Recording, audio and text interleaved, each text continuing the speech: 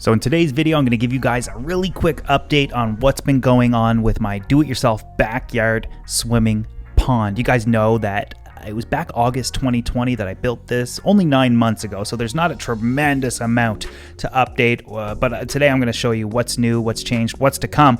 But first, I kind of want to talk about what actually inspired this. Now, you guys know at one point I swam around in my 2,000-gallon aquarium.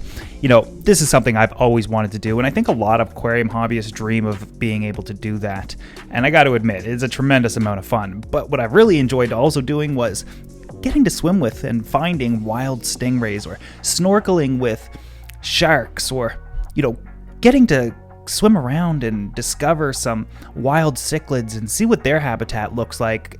But the tipping point for me was definitely when I went to Camp Cannons and I got to swim in his swimming pond, which is tremendously nicer than mine, of course, and way bigger. But this was definitely the tipping point where I think I even said in the video, I'm doing this. So I did just that. Got a little mini excavator, started destroying my yard. And I'm talking, I destroyed my yard. But I had a vision, and the overall end goal was going to be beautiful and useful and very practical. I just was going to do this a lot better my way. Dug a hole and built a frame out of 2x6s and some plywood, which was going to basically be almost like a below ground swimming pool, but filtered and ran like a pond, and of course stocked with one. On the bottom, put in some foam carpeting just to protect the pond liner from any rocks or sticks or anything like that. That's definitely a must. And then, of course, drug in this massive pond liner. I gotta say, not only was it burning my fingers because of the sun and it being black in the heat, but it was incredibly heavy. But we got it done, and I gotta say, that was probably the hardest part and the most painful. From moving on from here, I thought, I don't know what I'm doing, but I do want a deck. I thought it was funny if I had like a little plank that went from my regular porch or deck, whatever you want to call it, to the pond. So I built that, and sometimes I talk like a pirate when I'm walking it on my plank.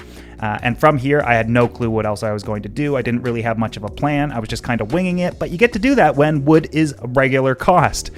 From there, of course, I knew I needed to have a fence around it. My bylaws state I got to have a fence, and just so nobody could fall in. So I just used some privacy fence, some 4x4s, and I also put some lights around the top. And I thought, you know, this looks really good. Of course, way better than I thought it was going to be.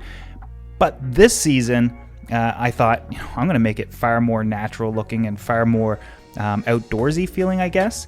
But before we got to all that, of course, we had to add the koi in, and at this point, they were only like 2 or 3 inches, maybe, if that. And I think we had around 20 of them, 24 of them, something like that. And a lot of people didn't like the blue dye that I added into the pond from, actually Fritz makes it. And this keeps algae down. It's tougher for predators to see the actual koi.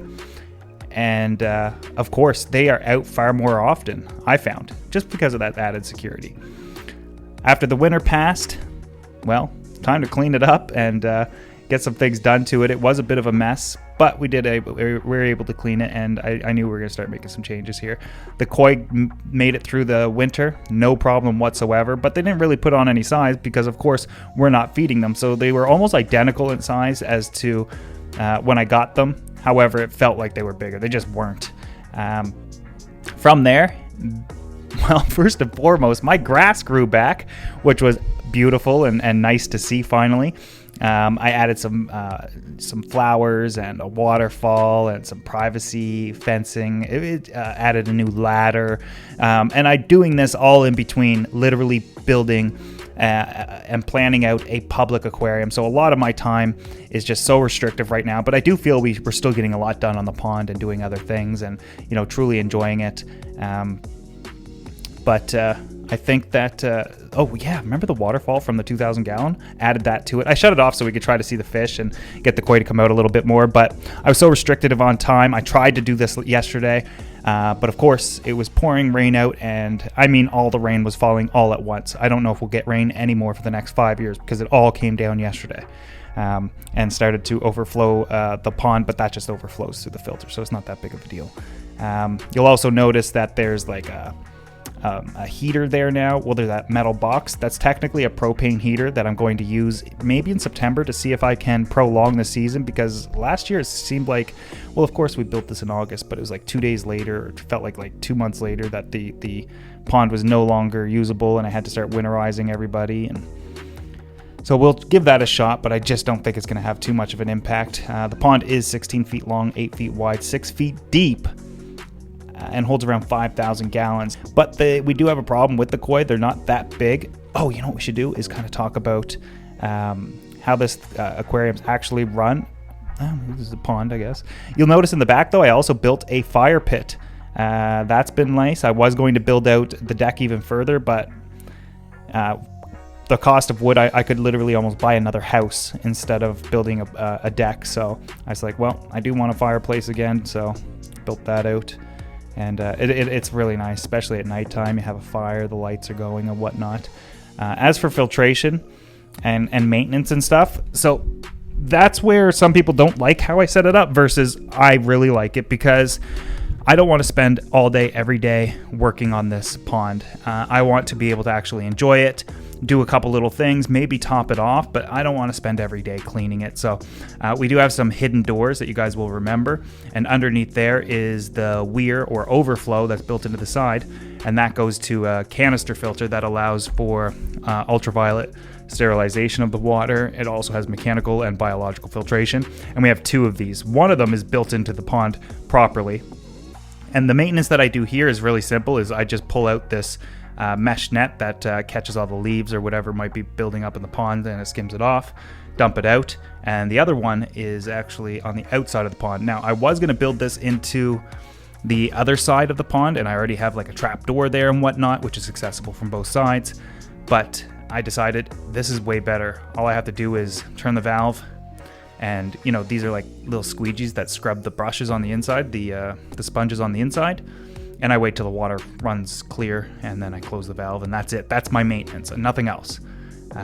So, I mean, it can't get any easier than that. As for vacuuming the bottom of the pond, well, that's where it's even better. And the reason why I like it, even though it's an eyesore, and you can see the hose going down to the bottom of the pond, you can see the pump, you can see the output. The output allows me to change it and do whatever I want to it. So I could do more surface agitation, but when it comes to like vacuuming the bottom, I just move that pump around and it sucks up all the debris into the filter, which I just backwash out, and that's it. Added a new ladder, that looks pretty good. But yeah, it's such a unique feature to have at my house, and I think it's just beautiful. And you know, we'll see what happens over time. But one of the things that I got to do is figure out what we're doing with these koi. They're hiding constantly. Not constantly. I mean, when I come out first thing in the morning and I want to sit with them and enjoy them, they're out. But if I want to, you know, quickly film a video to show you guys the koi, you know, it's very rare that I can actually get them on camera. So that's kind of the downside. I'm thinking they're obviously only, you know, 3 inches long. They're just hiding in the folds of the corners of the pond for the most part. They do eat. They don't come up to eat off the surface anymore. They're eating it off the bottom, which is fine. I think what I'm going to do is one of 2 things. I got a friend that's got 6 really big koi. I might trade him for my babies because he kind of wants to downsize. And I've only had these guys for 9 months. We can't expect them to be monsters. Or I just bring them into the gallery and grow them out till they're like a foot long or so, and then add them back to the pond. I was also thinking about maybe we just go with sturgeon, but you know, now that I have these koi, I don't really want to get rid of them. And the temperature of the pond at right now, today, I believe it was like 23, 24 degrees Celsius, which is not warm enough to kind of swim in, but it'll get there. I think for swimming in it, I'm looking at probably mid-July, August, and then you know, I can kind of enjoy swimming in it. But that is the update for today's video.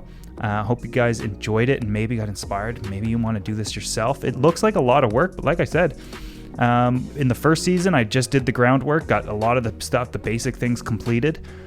And then this summer is when I kind of like tried to beautify it. And I think I did a good job, but I'd love to hear what you guys think in the comment section below. Anyways, as always, thanks for watching. I'll see you guys in the next video.